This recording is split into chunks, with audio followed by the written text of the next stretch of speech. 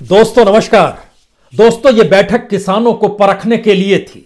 ये बैठक किसानों के इरादों को जानने के लिए थी।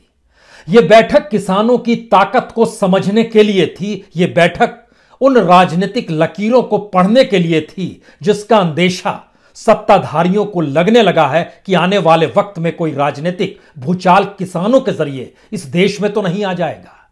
यह बैठक एक ऐसे परसेप्शन को बनाने के लिए थी जिसके जरिए किसानों में यह भरा जा सके कि यह सरकार सिर्फ किसानों के लिए ही जीती मरती है और इससे पहले जो भी इस देश में व्यवस्था चली आ रही थी वह किसानों के हित में कतई नहीं थी। जो भी जोड़ घटाव हिसाब जिस भी तरीके से करने हैं उसके लिए बकायदा एक स्क्रीन पर प्रेजेंटेशन लगातार दिया जा रहा था। लेकिन किसान जमीन से जुड़ा होता है, उसकी उंगलियों पर सारे डाटा रेंगते रहते हैं। वो इस बात की जानकारी देने से हिचक नहीं रहा था कि जिस मंडियों को खत्म किया गया और जिन मंडियों को जहां जहां खत्म किया गया वहां के किसानों की स्थिति क्या है। इतना ही नहीं, जिन जगहों पर पूरे तरीके से मंडी ध्वस्त किए जा चुके हैं वहां पर जिन किसानों के पास जमीन भी है वह भी क्यों खेती मजदूर बनकर पंजाब और हरियाणा में आ जाते हैं। जिक्र बिहार और यूपी के किसानों का हो रहा था। यानी सरकार अपने तौर पर इस मीटिंग के जरिए यह भांपना चाह रही थी कहीं भूमि अधिग्रहण वाला मुद्दा जिस तरीके से गले की हड्डी बन गया था, क्या इस वक्त खेती से जुड़े तीनों विधेयक उनके गले की हड्डी तो नहीं बन चुके हैं। वो इस बात को जानना चाह रही थी कि कर्ज माफी से जब रास्ते इस देश के भीतर में किसी भी राज्य में नहीं निकल पाते हैं तो फिर ऐसे में जो कृषि विधेयक लाया गया है इसको सुधारें, वापस लें, लागू करें। इन तीनों परिस्थितियों से इतर सरकार को तो पूंजी चाहिए और इन सब के बीच सरकार यह भी समझ रही थी अपने प्रेजेंटेशन देने के वक्त उसके जहन में इस बात की भी स्थितियां घुमड़ रही थी कि जो विश्व बैंक से पैसा चाहिए, जो इंटरनेशनल मॉनेटरी फंड का पैसा चाहिए, उनकी जो रिफॉर्म और सुधार को लेकर जो लकीर है खास तौर से एग्रीकल्चर के फील्ड में और उसके जरिए इस देश की इंडस्ट्री को कैसे डेवलप करना है, वह भी जहन में रेंग रहा था। बैठक घंटों चल गई और इस बैठक के बाद नतीजा सिफर। नतीजा सिफर तो इसका असर क्या होगा हमें लगता है उससे पहले आज इस देश के भीतर में और इस मीटिंग के भीतर में किसानों ने खुद की समस्याओं को जिस तरीके से रखा उस बात का जिक्र भी होना जरूरी है, क्योंकि इस बात का खुला जिक्र इस बैठक में था कि कॉरपोरेट के हिमायती होकर इस देश को कोई सत्ता कैसे चला सकती है। रिटेल सेक्टर यानी जहां पर से अनाज बाजार में जाएगा बिकने के लिए और जो थोक का मैदान है जहां पर किसान से कोई कॉरपोरेट, कोई व्यापारी आकर खरीदेगा, सेठ साहूकार आकर खरीदेगा, वह अपनी कीमत कैसे तय करेगा, इसको कैसे आप रोक पाएंगे। जिस एसडीएम और जिस जिले स्तर के कानून का जिक्र था कि उसमें हम सख्ती लेकर आएंगे, वह भी कैसे रास्ता निकालेगा। किसान के पास जब इतनी ताकत भी नहीं है कि वह अपने अनाज को किसी दूसरे राज्य तो दूर किसी दूसरे जिले की मंडी में भी ले जाकर बेच सके। किसान की उंगलियों पर रेखते हुए आंकड़े जो थे इस मीटिंग के भीतर जब निकल रहे थे तो सरकार के तीनों मंत्री सिर्फ सुन पा रहे थे। दरअसल वह किसानों के उस इनपुट को समेट रहे थे कि उसका जिक्र उन्हें पीएमओ में करना है। उसका जिक्र आने वाले वक्त में इस सरकार के द्वारा जो भी पॉलिसी निर्धारण किया जाएगा उसमें इन बातों का जिक्र करने की जरूरत है, क्योंकि पंजाब का किसान और हरियाणा का किसान बिहार और उत्तर प्रदेश का किसान नहीं है, तमिलनाडु और कर्नाटक का किसान नहीं है। नरमुंड लेकर कर्नाटक के किसान कर्ज माफी के लिए दिल्ली के जंतर मंतर पर 2 महीने से ज्यादा बैठे रहे लेकिन उनको कुछ भी नहीं मिला। रियायत के तौर पर कुछ नहीं मिला, उनकी जीवन में कोई सुधार नहीं हुआ, इससे हर कोई वाकिफ है। लेकिन पंजाब के किसान का मतलब है कि पंजाब की उस पूरी की पूरी इकोनॉमी और वहां की पूरी पीढ़ियों से जो किसानी करते आए हैं और किसानी करते करते दुनिया के अलग अलग देशों में चले गए और उसमें भी कनाडा जैसे देश में उनकी बहुतायत है, तो आवाज कनाडा से भी सुनाई दे गई। क्योंकि कनाडा की सत्ता जब वहां पर रहने वाले बड़ी तादाद में सिख सरदारों से प्रभावित हो सकती है तो इसका मतलब बहुत साफ है कि सरकार को अब फूंक फूंक कर कदम रखने होंगे। इस मीटिंग का दर्द यह है कि यह मीटिंग सिर्फ एनालिसिस के लिए बुला ली गई थी, आकलन करने के लिए बुला ली गई थी और सत्ता अपनी मदहोशी में थी। किसानों को लेकर मुश्किल यह थी कि उनके लिए रोजी रोटी का सवाल है। अगर यहां से खाली लौट गए तो जो पीढ़ियों से किसानी करते आ रहे हैं उनकी स्थिति और नाजुक होती चली जाएगी। उसको रियायत कतई नहीं मिलेगी, क्योंकि हर कोई जानता है कि गोडाउन्स कॉरपोरेट अपने तरीके से बना रहा है। उसे पता है कि इस देश में रिटेल सेक्टर पर भी कॉरपोरेट का हाथ हो गया। उसके लिए बकायदा कुछ जानकारी जो इस बैठक के बीच से निकल कर आई, उस बैठक में एक एक चीज का जिक्र था। इस बात का जिक्र था देश में कुल गांव 6,55,959 हैं, और यह भी बताया गया कि जो ग्रामीण क्षेत्रों में कोल्ड स्टोरेज है, जहां पर अनाज रखा जाता है, उनकी संख्या सिर्फ 5,427 है। और उस पूरी संख्या को मिला दीजिएगा तो उससे बड़ा गोडाउन तो एक कॉरपोरेट वाला खुद ही बनाने में लग गया है और पंजाब में बना रहा है, जो सक्रिय हो चला है। आने वाले वक्त में आंध्र प्रदेश में बनाएगा। देश में 14 जगह निर्धारित कर लिए गए हैं। तो फिर किसान से वह जिस भी कीमत में चाहेगा अनाज खरीद लेगा। सरकार की तरफ से संकेत दिए जा रहे थे, हमने तो आपके लिए बहुत काम किया है। उसमें चाहे वो किसान सम्मान निधि का जिक्र कर रहे हो, चाहे वो वृद्धावस्था किसान की पेंशन का जिक्र हो रहा हो, चाहे वो प्रधानमंत्री फसल बीमा का जिक्र हुआ हो, चाहे कृषि सिंचाई योजना का जिक्र हुआ हो, और इस फहरिस्त में किसान क्रेडिट कार्ड का भी जिक्र था। सारी चीजों का जिक्र था, लेकिन किसानों के सवाल बहुत साफ थे। किसान सम्मान निधि प्रति महीने 500 रुपए मिलती है। इस देश के 8.5 करोड़ किसानों को आपने अपने तौर पर निर्धारित किया हुआ है। उसमें पश्चिम बंगाल के किसान शामिल नहीं है, क्योंकि वहां के मुख्यमंत्री को इस पर भरोसा नहीं है कि सरकार जो 500 रुपए महीने देगी और साल में 6,000 रुपए देगी, इससे किसानों की जिंदगी सुधर जाएगी। वो नहीं मानती हैं। तो ममता बनर्जी ने बंगाल के किसानों को उससे अलग थलग रखा है। लेकिन बाकी किसानों की फहरिस्त जरा देखिए। जो जानकारी जब निकल कर आई, जिस प्रेजेंटेशन का हम जिक्र कर रहे हैं, उसमें एमएसपी का भी जिक्र था। लेकिन एमएसपी को कोई लेकर यह प्रेजेंटेशन में कतई जिक्र नहीं था कि उसमें पशुधन से कितनी कमाई होती है, उसमें मजदूरी करके कितनी कमाई होती है, और उसमें जो फसल से कमाई होती है वो फसल की कमाई सिर्फ 40% होती है। बाकी 60% तो मजदूरी और पशुधन या अन्य जगहों पर जो बेचा जाता है, कुछ भी सामान मजदूरी की जाती है, उसकी कमाई होती है। इन बातों का प्रेजेंटेशन में कतई जिक्र नहीं था। तो इसके मतलब क्या है? इसके मतलब है कि आज एक एक करके चीजों को समझ लीजिए, क्योंकि किसान कैसे लौट जाए खाली हाथ कर, यह उसके सामने एक सबसे बड़ा सवाल है। हर कोई जानता है, किसानों का जिक्र भी हुआ कि किसानों की आय प्रतिदिन औसत इस देश में 214 रुपए है प्रतिदिन की आय, और 207 रुपए खर्च हो जाते हैं।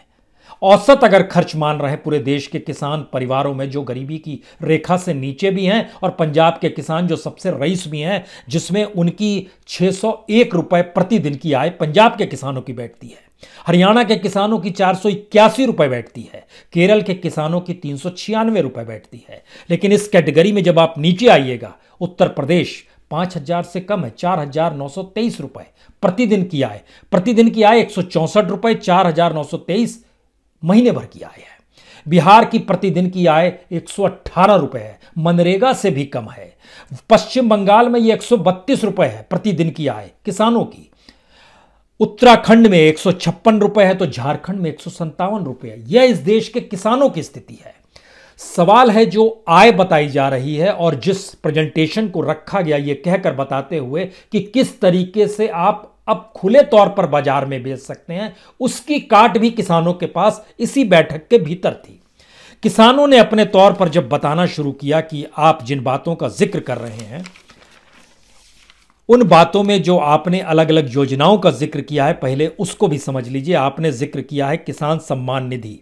किसान सम्मान निधि का डाटा बतलाता है कि जैसे आप पंजाब के 22 लाख किसानों को किसान सम्मान निधि देते हैं, लेकिन पंजाब में दिया जाना चाहिए था वो लगभग 80 लाख किसानों को, आपका वो भी पैसा नहीं पहुंच पाता है। हरियाणा में 14.5 लाख से भी कम किसानों को मिलता है 2,000 हर 4 महीने पर, यानी 6,000 साल में। वह भी लगभग आपको 80 लाख लोगों को, 80 लाख किसानों को देना था।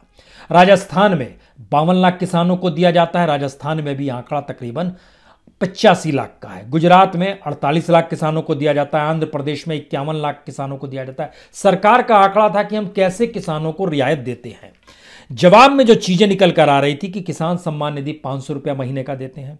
वृद्धावस्था पेंशन किसानों को जो 60 की उम्र पार कर चुका हो, हर महीने आप ही के हिसाब से 250 रुपए दिए जाते हैं। जिंदगी कैसे चलेगी? प्रधानमंत्री कृषि सिंचाई योजना जो आपने 1 जुलाई 2015 को ऐलान किया था, वो 5 साल के बाद आज की स्थिति में उसमें 50,000 करोड़ का आपने बजट भी रखा था। लेकिन स्थिति क्या है? सरकार की तरफ से कहा गया सिंचाई की देखिए इतनी व्यवस्था की गई है, इस रूप में किया गया है, लेकिन आंकड़े बता रहे हैं कि इस देश के भीतर में लगभग कुल खेती की जमीन जो किसानों ने ही जानकारी दी, 14 करोड़ 20 लाख हेक्टेयर जमीन पर इस देश में खेती होती है। इस 14 करोड़ 20 लाख में से 7 करोड़ 38 लाख हेक्टेयर जमीन बरसात पर निर्भर है। इस देश में सिंचाई व्यवस्था नहीं होती है, यानी 52% बरसात पर निर्भर है। तो आपने कौन सा इंफ्रास्ट्रक्चर क्रिएट किया है? जो 22% इसके अलावे है, लगभग 3 करोड़ 12 लाख हेक्टेयर, यहां अधूरी सिंचाई व्यवस्था है। पूरी तरीके से कहीं पानी नहीं है, कहीं सिंचाई की कोई व्यवस्था नहीं है, एक इंफ्रास्ट्रक्चर पे काम हो रहा है। इसका मतलब बहुत साफ है कि जो आपकी तरफ से अभी तक काम हुआ है वो सिर्फ 26% पे ही सिंचाई व्यवस्था का काम हुआ है। तो वो 50,000 करोड़ का जो बजट था उसका क्या मतलब था? तो आप कैसे मानकर चलेंगे कि अनाज की लागत कम हो रही है, फसल उगाने की लागत कम हो रही है? खेल तो उल्टा हो रहा है। प्रधानमंत्री फसल बीमा जो 18 फरवरी 2016 को जिक्र की, उसमें किसानों की राय थी कि आप लोगों ने जो जिस व्यवस्था की हुई है, मोबाइल से जानकारी कीजिए। अगर इस टेक्नोलॉजी के साथ आप जीवन चला रहे हैं और जो स्थिति है उसमें पहले बरस में लगभग 5 करोड़ 80 लाख किसानों ने रजिस्ट्रेशन कराया था। आज की तारीख में वो घटते घटते 2 करोड़ पे क्यों आ गए हैं? क्योंकि आप सिर्फ ऐलान कर रहे हैं, चीजें इंप्लीमेंट नहीं होती है, तो भरोसा कैसे किया जाए? उसके बाद का जिक्र और महत्वपूर्ण था। यह बहुत साफ था कि किसान क्रेडिट कार्ड जो बनाने का जिक्र आपकी तरफ से, इसके लिए तो बैंकर्स को सुविधा शुल्क चाहिए। जो बैंक में बैठे हुए हैं उस करप्शन को तो आप रोक नहीं पाए। आप कह रहे हैं एसडीएम के पास जाइए, शिकायत कीजिए। जो क्रेडिट कार्ड किसानों के लिए बनाया गया उसमें भी बैंकर्स को एक सुविधा चाहिए, सुविधा शुल्क उसको कहा जाता है। गन्ना किसानों का दर्द भी निकल कर आया कि उनको तो पर्ची दे दी जाती है, मिल मालिकों को जरूर रियायत और सुविधा दे दी जाती है, पैकेज हो जाता है, लेकिन उनके हाथ में सिर्फ पर्ची रहती है। कब रियायत मिलेगी, कब सुविधाएं मिलेंगी, कोई नहीं जानता है। कैसे भरोसा किया जाए?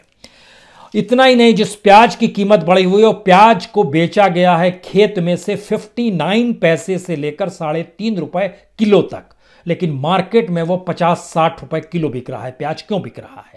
मक्के का एमएसपी जो है वो 1850 रुपए है, लेकिन बिहार और मध्य प्रदेश में 1020 रुपए से 1200 रुपए के प्रति क्विंटल बिक रहा है। कैसे माना जाए कि एमएसपी लागू हो रहा है? जो लागत आती है वही 1213 रुपए प्रति क्विंटल पे आती है और लागत से भी कम बेचना पड़ रहा है। और आप कह रहे हैं कि एमएसपी को लेकर कानून अपने तौर पर काम करेगा। अभी की स्थिति यह है तो हम तो चाहते हैं कि अभी की स्थिति को सुधारा जाए। यह किसानों का जिक्र है और सरकार कह रही है कि पहले की स्थिति गड़बड़ थी, अब स्थिति ठीक हो गई। यह स्थिति में लगातार डामाडोल स्थिति है। इतना ही नहीं, जिक्र तो मूंग दाल तक का हुआ। मध्य प्रदेश के इलाकों में, होशंगाबाद के इलाके में जो दाल बहुत होती है, उस दाल की कीमत लागत से भी कम में बेचनी पड़ती है। एमएसपी तो दूर की बात है, मूंग की दाल की एमएसपी 7,196 रुपए है, जो 2020-21 के लिए निर्धारित की गई। मध्य प्रदेश में ही यह 3600 और 3800 क्विंटल में बिक रही है, 3800 रुपए में क्विंटल बिक रही है, यानी आधे की स्थिति में आ रही है। फलों की स्थिति का जिक्र, अंगूर 10 रुपए केजी बेचना पड़ता है। जो फूल की खेती बर्बाद हो गई इस दौर में, उसकी कोई मुआवजा नहीं मिला, कोई है ही नहीं मुआवजा देने वाला। और इन सब के बीच जब आप सिंचाई की व्यवस्था नहीं करते हैं तो डीजल की कीमत 18 रुपए इसी दौर में बढ़ी है। इसका मतलब है कि प्रति एकड़ लागत जो है वह 1600 रुपए बढ़ गई। यह डाटा किसानों की उंगलियों पर रेंग रहा है। इसका जवाब कौन देगा? इन्फ्लेशन, महंगाई, डीजल की कीमत, ये सारी चीजें जोड़नी होंगी लागत के साथ। और अगर इस स्थिति में आ रही है चीजें, तो सरकार को यह क्यों महसूस हो रहा है कि वो फंस नहीं रही है, वो सिर्फ एक एनालिसिस करने के लिए बैठी है? किसान के पेट का सवाल है और यहां पर सवाल यह उठ रहा है कि हम जो कर रहे हैं वो कॉम्पेटिबली ठीक है, पहले की तुलना में ठीक है। तो पहले की स्थिति आइडियल नहीं थी, ये माना गया, लेकिन अब की स्थिति उससे भी बदतर स्थिति में किसानों को ढकेल रही है। ये आप क्यों समझने को तैयार नहीं है? ये एक बात आई।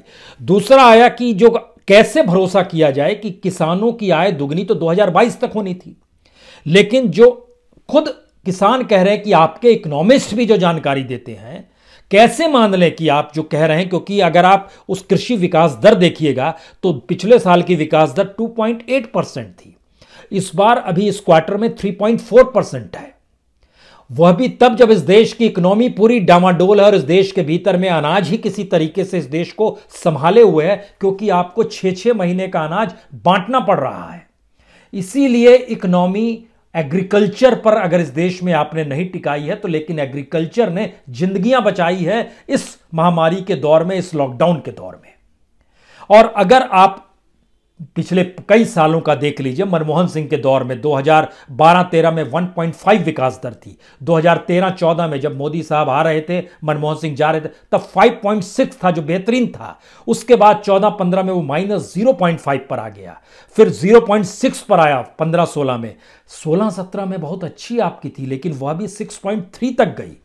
खूब फसल हुई, आपने खूब खरीदारी की, मैक्सिमम खरीदारी की, और इस देश में एग्रीकल्चर की विकास दर 6.3 हाईएस्ट पे चली गई।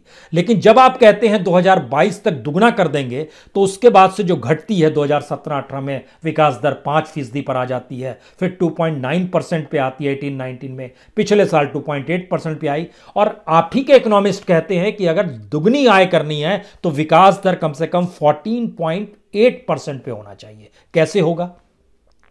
इसके लिए आपके पास पैसा है क्या उसके इंफ्रास्ट्रक्चर को मजबूत करने के लिए? और जब आप एमएसपी को ही हटा रहे हैं और आप एक ऐसी स्थिति में बढ़ते चले जा रहे हैं कि एफसीआई के गोडाउन्स, जिसमें इस देश के भीतर का लगभग 20% अनाज फिर भी रखा जाता, वह भी तो धीरे धीरे प्राइवेट गल्ले में तब्दील कर दिया जाएगा, उसमें आप कैसे किसानों का हित मान रहे हैं? यह भी सवाल निकल कर आया।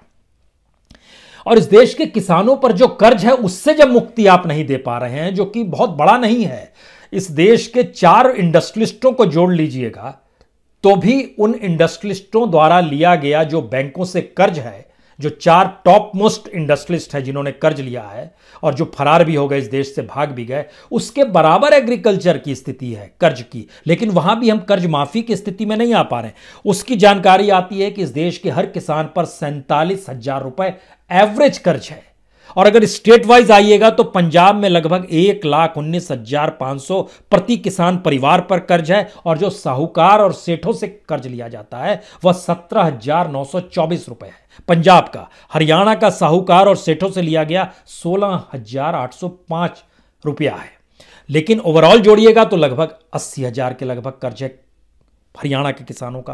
राजस्थान के ऊपर में 70,000 रुपए प्रति किसान परिवार पे कर्ज है। साहूकारों की स्थिति जो है उसके भीतर में बैंक से हटा दीजिए तो लगभग 30,000 साहूकार और सेठों से लिया गया है।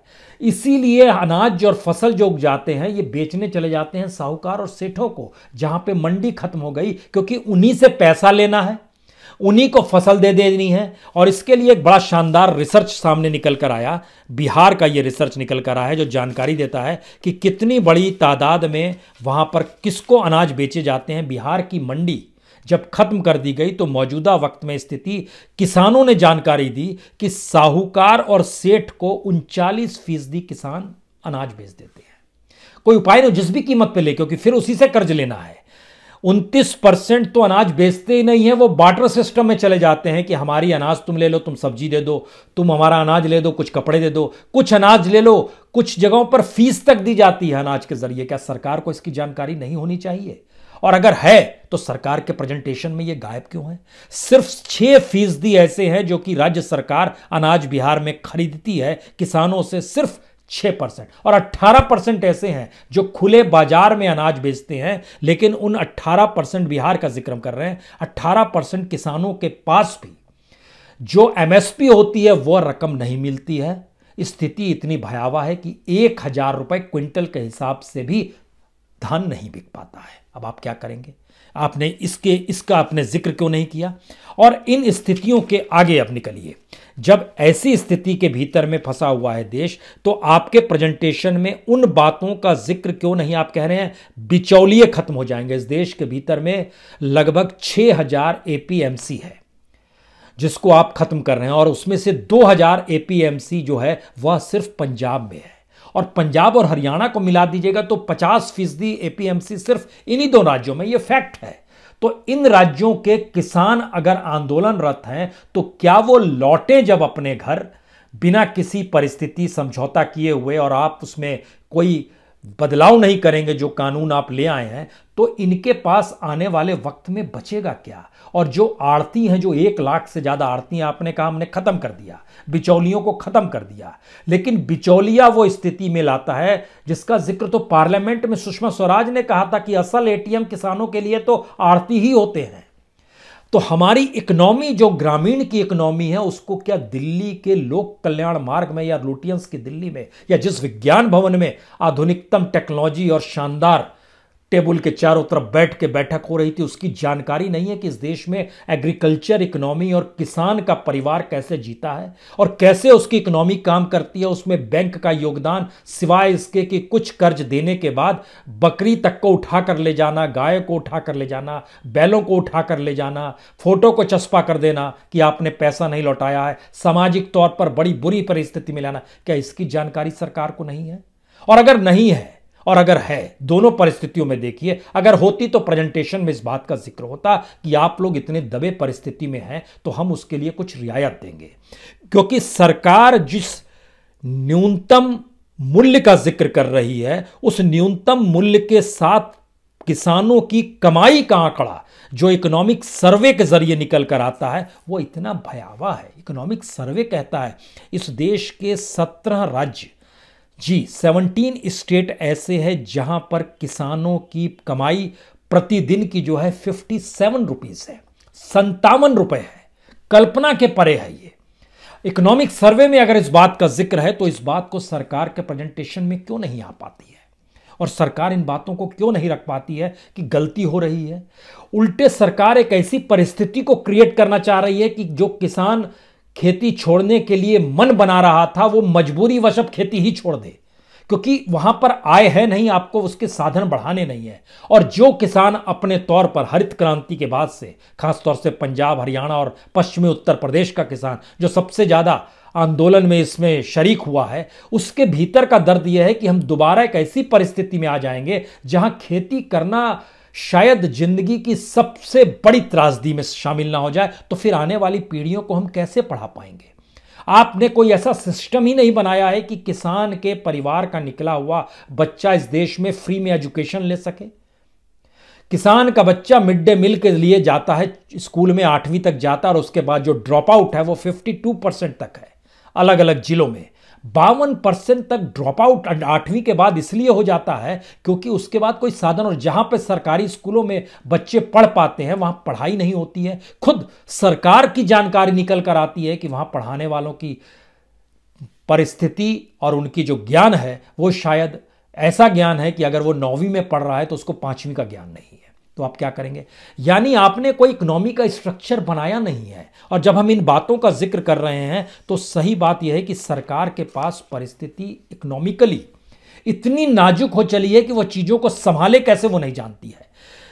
खुद किसानों ने जानकारी दी कि इस दौर में बीज की कीमत बढ़ गई है। किसानों ने जानकारी दी कि ट्रैक्टर का एक चक्का अगर फट जाए, उसको बदलवाने निकल जाए तो उसमें जितनी जीएसटी ली जाती है वो जीएसटी तो आपने कम कर दी होती, जीएसटी भी उसमें हम भरने की स्थिति में नहीं आते हैं। स्थिति इतनी नाजुक है, नया चक्का नहीं ले पाते हैं। पुराने किसी चक्कों के जो गांव गांव खेड़े खेड़े होता है वहां से कोई पुराना चक्का मिल जाए, इस स्थिति में आ गए हैं। जो फसल के जो वाजिब दाम हाथ में तो आते नहीं है, उल्टे फसल की लागत जब बढ़ गई है, उस पे जो पैसा लगता है वो जब बढ़ गई है तो हमारे ऊपर कर्ज का दबाव बढ़ते चला जा रहा है, क्योंकि फसल तो उपजानी है, जिंदगी में कोई दूसरा ऑप्शन नहीं है। तो एमएसपी भी अगर आप नहीं देंगे तो ये कर्ज का दबाव और डुबा देगा। और जो भंडारण की स्थिति है उसकी जानकारी आंकड़ों से तो बता ही दी गई। और भंडारण की स्थिति अगर कॉरपोरेट के पास रहेगी, खरीद की छूट कॉरपोरेट को रहेगी, तो वो अपने लिहाज से आएगा और बोलेगा हमको इस बार ये अनाज चाहिए। और उसमें एक किसान ने पुणे के बारे में जानकारी भी दी कि किस तरीके से वहां पर अंगूर की खेती उसको वाइन बनाने के लिए किया गया, और वाइन के लिए अंगूर को जब उपजाया जाने लगा तो 4 साल के बाद वाइन वालों ने कहा कि अब हमको ये अंगूर नहीं चाहिए। तो उस जमीन में बंजर की स्थिति आ गई कि वो दोबारा उस अंगूर को नहीं उपजा सकता है जो बाजार में बेचा जा सके। तो उसने जो वाइन बनाते थे उन्हीं की शर्तों पर फिर बेचना शुरू कर दिया। यही स्थिति धीरे धीरे हर जगह आ जाएगी, यानी शर्त भी रहेगी, यानी बंधुआ किसानी की स्थिति, बंधुआ मजदूरी के बाद बंधुआ किसानी की स्थिति इस देश में आ जाएगी। तो फिर तो चंपारण की स्थिति आ गई, जहां नील की खेती अंग्रेज कराते थे। महात्मा गांधी इसीलिए तो गए थे, वकीलों को लेकर गए थे, जिसका जिक्र हम बार बार करते। राजेंद्र बाबू वकील थे, उस रूप में उनकी मौजूदगी वहां पर थी। अनुग्रह नारायण प्रसाद जो थे वो उनके वकील थे, उनकी मौजूदगी इस रूप में वहां पर थी। यह समझना होगा कि किस रूप में अब आंदोलन करने वालों को अपने साथ एक ऐसी टीम को रखना होगा जो सरकार की पॉलिसी को ट्रांसपेरेंट तरीके से बतला सके कि आप जिन पॉलिसीज को अपना रहे हैं, या जिसके जरिए सपने दिखा रहे हैं, या जिसके जरिए पूरे देश का जिक्र कर रहे हैं, या फिर अपनी पॉलिसीज के ऊपर जो नेशनलिज्म का मुलम्मा चढ़ा रहे हैं, यह सारा झूठा और फरेब है। यह जानकारी फैक्टफुली देनी होगी। किसान अपने तौर पर सक्षम है, इससे कतई इनकार नहीं है, लेकिन उसके बावजूद भी सरकार और उसके जो इकोनॉमिस्ट हैं, जो शायद ना तो जमीन पर कभी चल पाए हैं, खेती की जमीन पर, ना वो सामान को देख पाए हैं कि कौन सी फसल जमीन के नीचे होती है, कौन सी फसल जमीन के ऊपर होती है, इसका ज्ञान भी शायद नहीं होगा। लेकिन एग्रीकल्चर इकोनॉमी को उस इंडस्ट्रियल इकोनॉमी के पैमाने के साथ जोड़ना चाहते हैं जिसमें जोड़ घटाव की स्थिति आ जाए। और इस बात का जिक्र नहीं करते हैं कि पशुधन जो है किसानों के लिए सबसे बड़े पूंजी के तौर पर हो गया है, उसका लाभ मैक्सिमम मिलता है। पंजाब और हरियाणा के अलावे तमाम राज्यों में पशुधन ही सबसे बड़ी पूंजी है, और उसके बाद की सबसे बड़ी पूंजी मजदूरी है। मजदूर के तौर पर किसान खुद को तब्दील कर लेता है, तब वो जिंदा रह पाता है। इस स्थिति में चीजें आ गई हैं। और जो सम्मान निधि दी जाती है उस पर भी स्वामीनाथन फाउंडेशन ने कहा था अब 6,000 रुपए क्या देते हैं भिखारी की तरह, 15,000 रुपए दीजिए। अलग अलग राय थी।